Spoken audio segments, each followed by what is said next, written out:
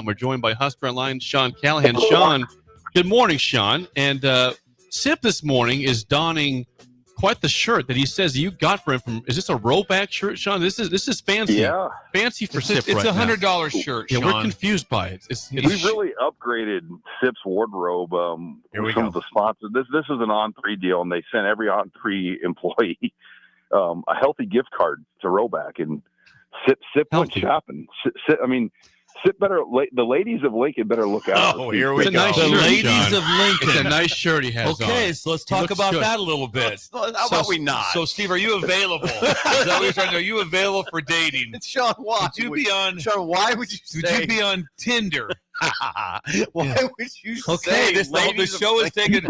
So we'll take $100 shirt. The game changes pretty significantly. Call nice. in It's if a you're good look. single and like to meet Steve. Please let's not do that. Text or call. Let's keep it sports. It's sports. Sean, Not it's that like a kind of turn. sport. Sean, Okay. but Sean, thank you for the shirt. The guys do like it, and they noticed it immediately. And they, I just said it's a $25 shirt. It's they not. They said no way. They pushed back 100. immediately. We know better than that. Sean, thank you. God Yes. bless. Hey, I didn't do it. Thanks, Shannon Terry. They gave us the gift card. I didn't know. But you could have pocketed it. You could have. I could have could've. taken Sip's money and you bought coulda six cuffed it. shirts You myself. coulda cuffed it. Instead, gave Yeah. Sip 3 shirts. Yeah, That's you very didn't kind do of you, that. Sean. Pocketed it. You could have just. It's very kind of you, Sean. Sean, we are 8 days Was I away. supposed to get a card? No. Sean, we're 8 days away from kickoff in Arrowhead Stadium in Kansas City, and I'm seeing that the spread is Nebraska 6.5 and 53.5 as the over, which would be a 31-24 type game. Are you expecting some sort of a shootout in Arrowhead next Thursday? I think it's just one of those games when you have an opener now with transfers and coaching changes. There are just so many unknown variables of, like, I was talking to a coach last night. They're preparing for a game in the FCS level, and the team they're playing is 70 new faces. And, I think that's college football in a nutshell now. You have all these new faces, new coordinators and whatnot. So if you're an odds maker, it's a hard game. But I personally believe Nebraska is 6.5 points better than Cincinnati. I think it's a game that you would hope Nebraska can win by 10 to 14 points. I mean, they have the crowd advantage, the noise advantage. They have the continuity advantage of their offense and a lot of things going for them. The defense will be a question, I still believe, until they prove that they can handle, the play they need to play at up front with what they've lost. But they have an offense that should be as capable as any offenses we've seen in a few seasons at Nebraska to put up points and yards. And they you would hope have improved special teams play this year in terms of the snapping, the kicking, things that we've dealt with here. And they appear to have brought in a great replacement for Brian Buschini, who graduated at punter. So, there's a lot of things to like about Nebraska, but now you got to go play the game. Okay, on threes, Josh Pate, and there's some others that have pegged Nebraska as a playoff team. Sean, now you're in the local medium, and you see the team more than any of the national people. Do you buy that? Do you buy playoff team? Yeah. It is interesting when you see these guys will have Nebraska as a surprise playoff team, but then they follow it up with their top 25, and Nebraska's not in the top 25. Yeah, good call. What is it, guys? Are they a playoff team? But they're not ranked? So I think everyone's trying to find the next Indiana. That's kind of what it is. I feel like everyone's like, who's this year's Indiana? Who's going to be the SEC or the Big Ten team that kind of rises up to 10-2? And if you're looking at Nebraska's schedule, and others have said this, Nebraska could be favored, could is the key word, in maybe 10 of their 12 games. A lot has to break right for that to happen. But Penn State today is probably the only surefire underdog game on that schedule. The rest of the road games are not like Penn State as far as what the spreads will be. And then you look at the home games, they've got a favorable home draw. So it is set up for them to have a good year, but we kind of said the same thing last year, and then we didn't realize how good Illinois was going to be. We didn't realize how good Indiana was going to be.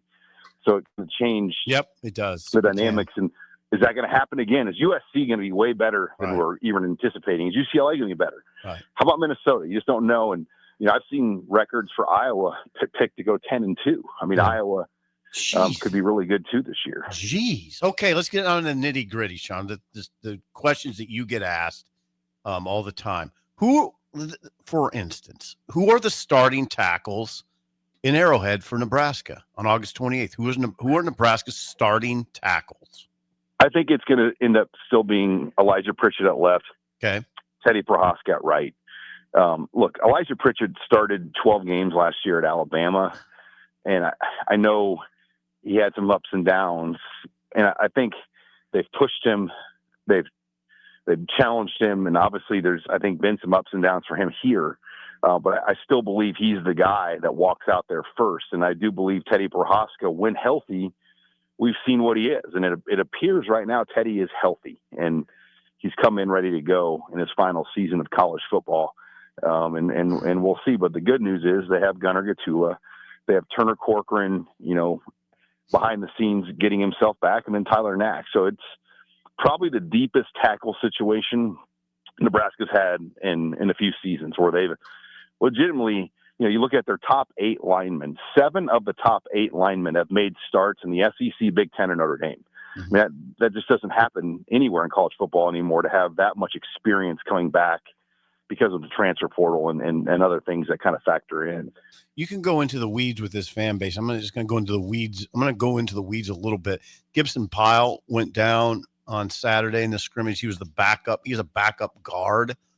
How are you with the depth at guard behind Rocco Spindler and Henry Lutovsky?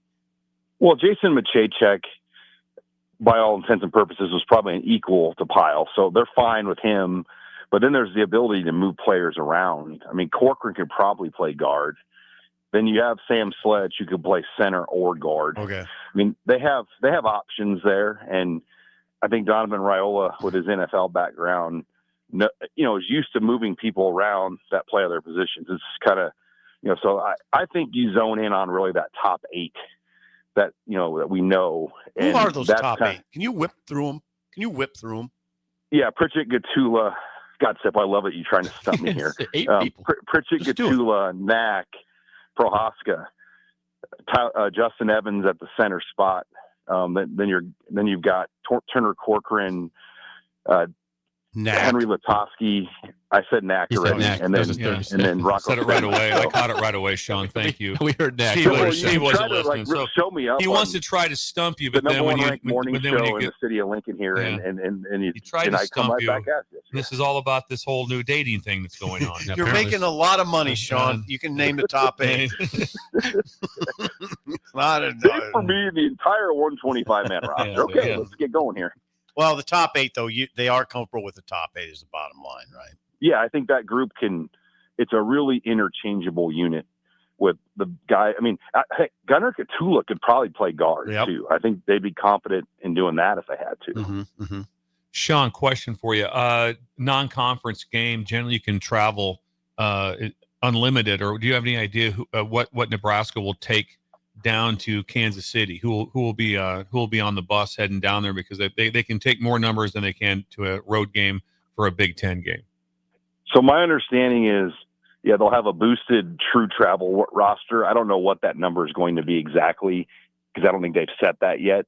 But they'll have their hotel squad, and then anyone that's not on the hotel squad would come down day of game. So I do think all 125 players will be able to make this trip in some way or another. With 74 is your normal travel roster. Yep. I don't know what Rule would dress for this game, 85, 90 guys maybe, if they can pull that off. But yeah, it's going to be a long day on Thursday for that team, just sitting in that hotel all the way until 8 p.m. at night. And they're going to try to have a little walkthrough somewhere at a high school during the day. But literally, they're going to be sitting around in a hotel for like 16 hours before they head over to Arrowhead. So you'll have guys going down day of. Yeah, that's my understanding, is there'll be another squad. The guys that aren't on the true hotel travel squad, they're going to still bring them down, is my understanding, and have them be down there for the game on the sidelines, and just have a jersey on is my guess, or something. But I don't know maybe they have to sit in the stands. I have no idea what the rules would be on something like that. But the roster is a little smaller now too, with 125, and there's probably some injured guys that wouldn't travel. So you're probably looking at like 115 kids that'd be down there. which is a lot more manageable than 155, what it was about a year or two ago. From by Sean Callahan. Sean, you look at the running back position, and Emmett Johnson's the one there. Obviously, Mekhi Nelson is there as well. But I think people expect a leap this year from Emmett Johnson. What to you is a leap for him in 2025? I think the biggest leap is durability and carries. Can he withstand 20 carry Saturdays, multiple weeks in a row, which is not easy to do. I mean, we saw, I'll go back to Anthony Grant a few years ago. I thought in 2022, it looked like he was going to be a breakout back, but then the toll of back-to-back games against Indiana and Rutgers, Sip and I talked about that year, where he never had that same juice. So when you get pounded by like a Greg Schiano or a Big Ten type defense, and then come back the next week and have to play another Big Ten defense, can he maintain a high level of play? Because it's not easy to do. It's not easy to do what Rex Burkhead did in this Big Ten years ago, or Amir Abdullah, and do it week after week after week. And Nebraska's only had one 1,000-yard running back in like the last 10 years, and it was Divine Ozigbo, and he didn't even go into that season as the starter. It was Greg Bell that started the 2018 season for Nebraska, and Ozigbo came in and ended up being a 1,000-yard back. But other than that, the 1,000-yard backs have been far and few between, because it's hard. It's really hard to be a 1,000-yard back when you play a 9-game conference schedule along with generally a Power 4 non-con game. So you're going to play 10 well-fed, well-paid coaching staffs and teams that they're going to make their living stopping the run. And can you do 10 of those types of games and be consistent? I mean, that's still what we don't know about Emmett Johnson, if he can be that kind of back.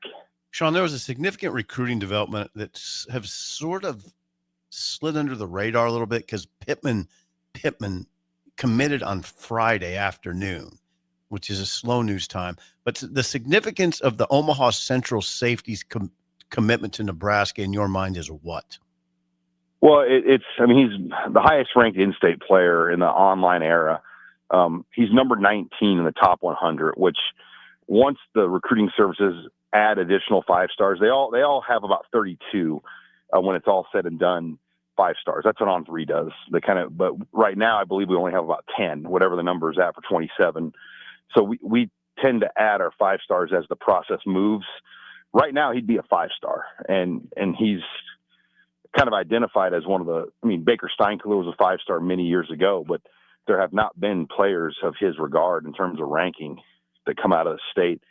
And for Matt Rule to get him locked up early is significant. It does also tell me that, there are abilities, I think, now to front load and pay recruits before they get to the rev share money. And, I don't know this, but my guess is, that's why else would a guy of this ranking jump his commit this early? Because there's not a lot of incentive unless you have like a really good kind of rev share financial offer in place along with the school you want to go to. And clearly, I think Nebraska has put both down. So you would think that would keep him in place, right? Right. And, again, these things are all different, but a lot of these deals, like if you commit and you start receiving front load money while you're in high school, which is legal technically still, Troy Dannon talked about that a few weeks back. If you were to back out of your commit, you sign an agreement like, hey, if you backed out, you owe this money back. So I would assume that things are pretty solid. And again, we don't know if he's getting, but I don't know any other reason why a guy like that would commit 2 years early other than the potential front load payment opportunities they can receive. And he's that kind of recruit. Good point, Sean. Sean, always good stuff. Thanks for the time. We will chat with you again next week. Keep your eyes on Sip, guys. There's probably Cal's outside waiting for him. Yeah, we see him right now outside the studio. Anyone, please text in if you have a romantic interest.